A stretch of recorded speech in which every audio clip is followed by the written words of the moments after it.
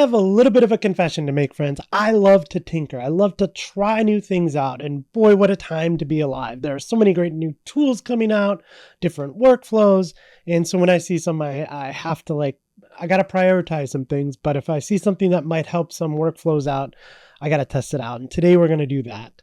I was watching a video on Aaron Francis's YouTube channel, who is a wonderful YouTuber, by the way. Seems like a wonderful human being as well. I will leave a link to his channel in the description below.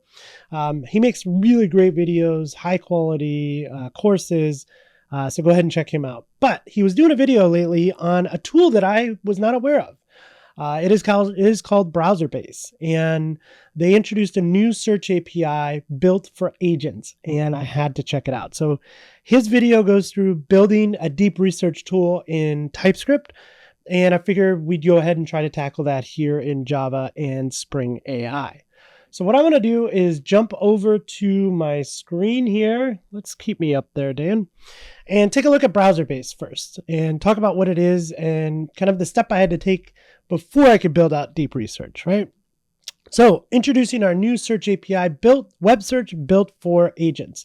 Now I will say, I talk about this in the blog post too.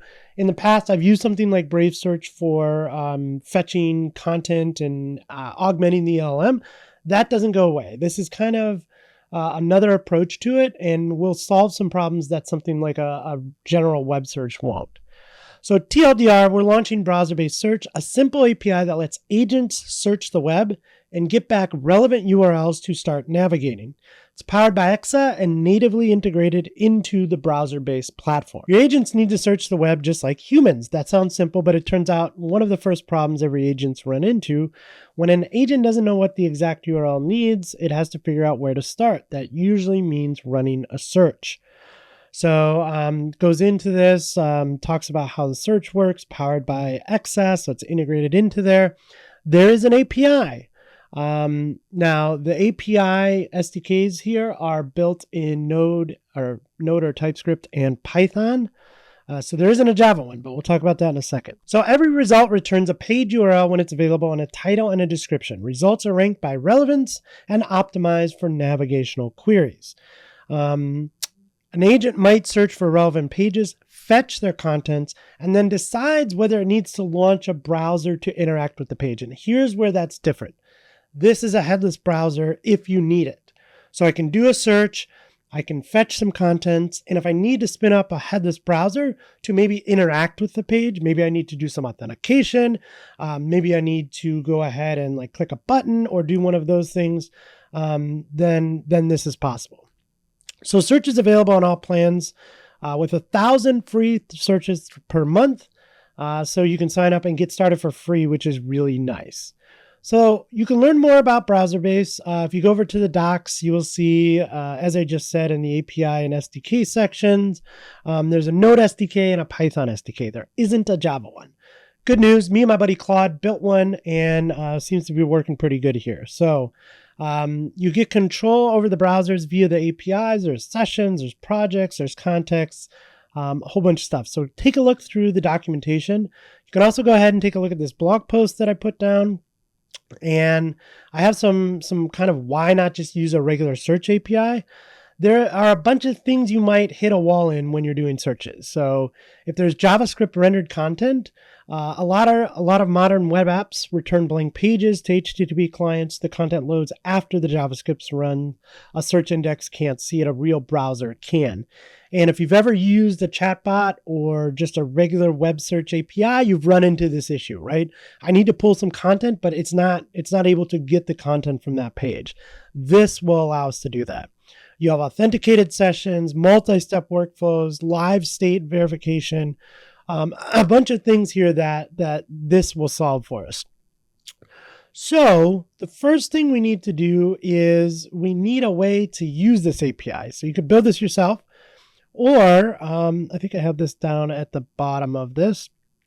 We have a Spring Boot Starter that I put together for this.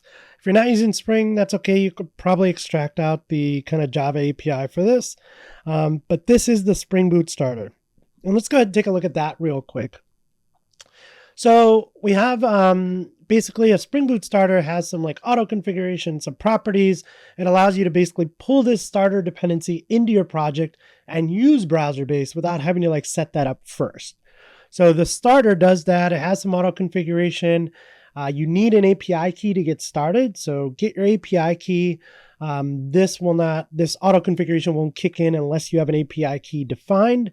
We have some properties like the API key, the base URL, the max retries, etc.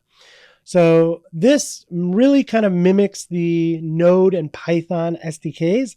That's what I was going for. So, hey, we kind of built this out based on what does that API look like.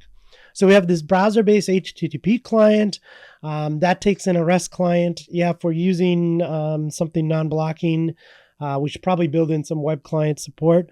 But this also supports virtual threads, so we'll see if we actually need to.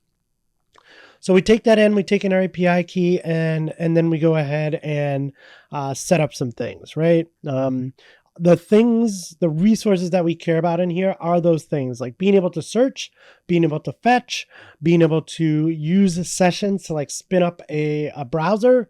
All of those things are built into the Spring Boot Starter, and it's pretty easy to get started with, right? We add this dependency. Right now, this isn't on Maven Central. This is really just kind of a proof of concept.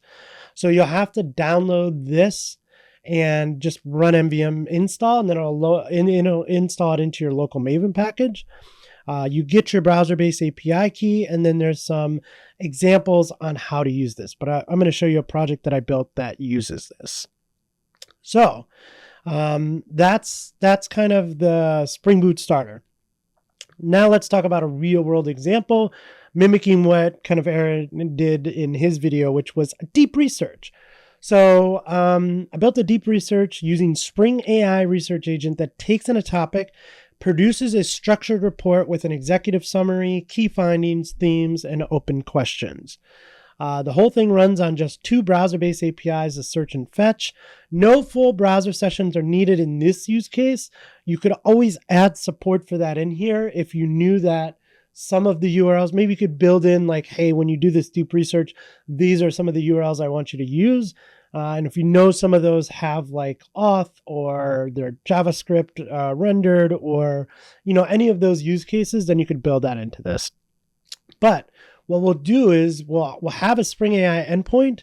We'll basically give it a topic, and then it will return something, and it goes through a nice pipeline. So it discovers things. So the Spring AI chat client will basically ask the LLM to generate 5 diverse search queries for the topic.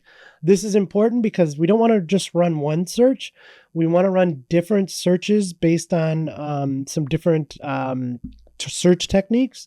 And so each query runs through the browser-based search, and then the URLs are deduplicated across all of the result sets. Once we have that, we can fetch the pages. Again, we're using that in parallel thanks to virtual threads. We also have a concurrency limit because if you're not paying for like a full pro plan, I think it is on Browserbase, there is some rate limiting. So we don't want to just try to like bombard it. Now, if you do upgrade to a full pro plan, then you could probably take some of these concurrency limits off and speed this up a little bit. But I thought of this as like the same as if you go to ChatGPT or Claude and do some deep research. Like, I know this isn't a very quick process.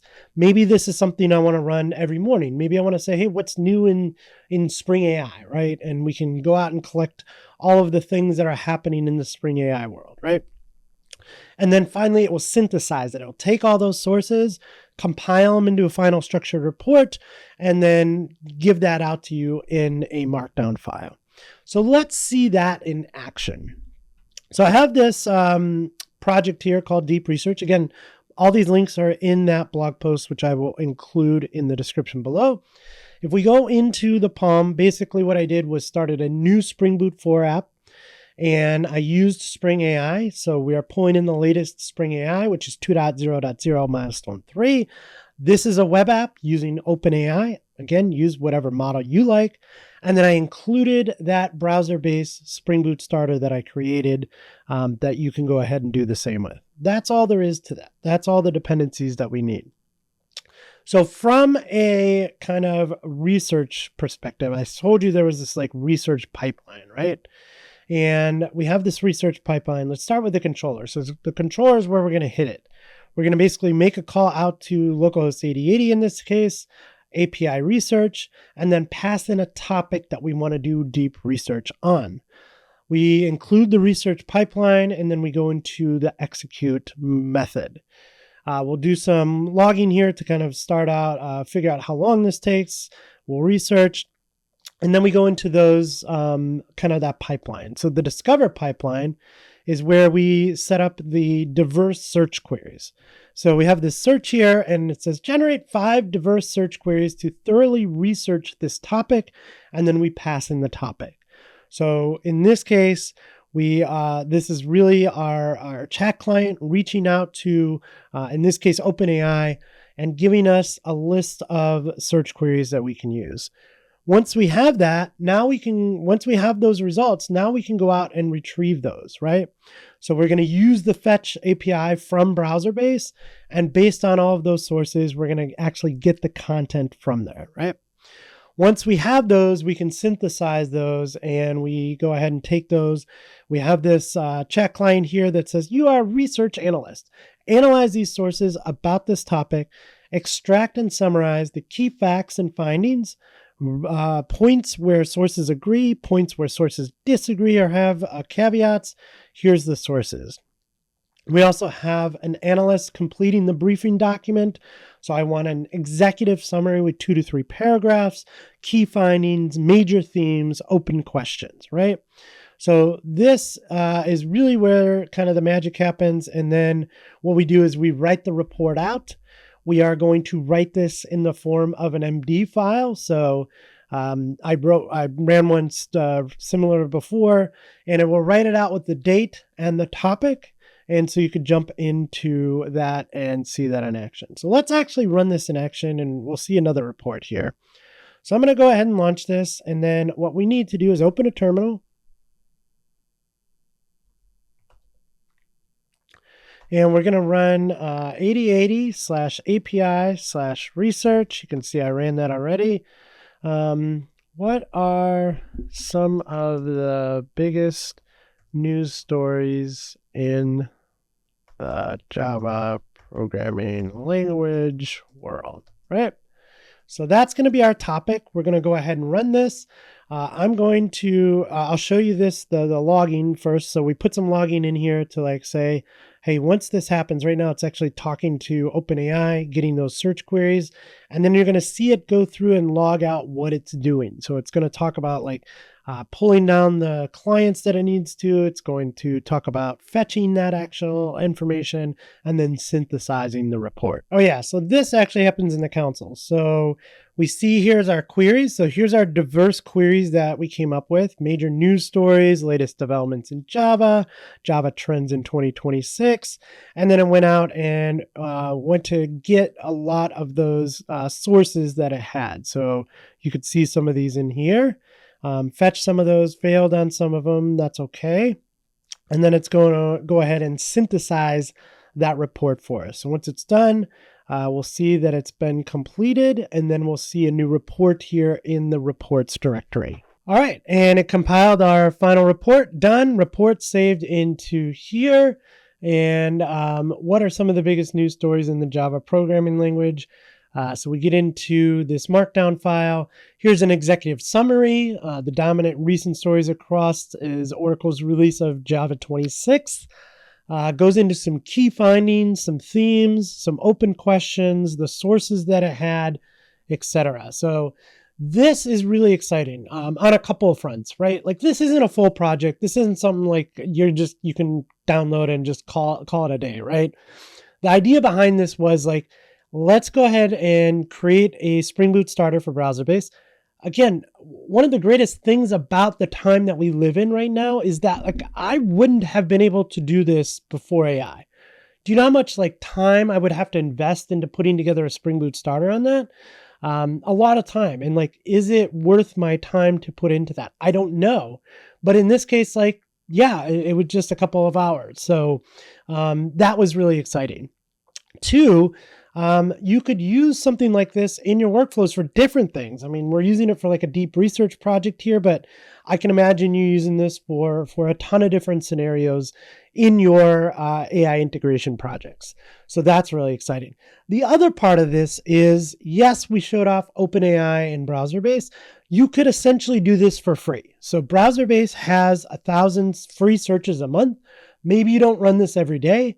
Maybe you run this every 5 days or something and limit your searches and use an open model. So you can use an open model here in Spring AI with something like Ollama or LM Studio or Docker. You can run local models on your machine and get this entire workflow for free. So I thought this was a lot of fun putting together. Hopefully you get something out of it. Again, if you want to learn more about this, I will leave a link to the blog post, which has all of this information in it. Links to both the Spring Boot Starter and the Deep Research Project are all up on GitHub and open source and free to use however you see fit. So I thought this was a lot of fun. If you did too and you learned something new today, friends, do me a big favor. Leave me a thumbs up, subscribe to the channel, and as always, happy coding.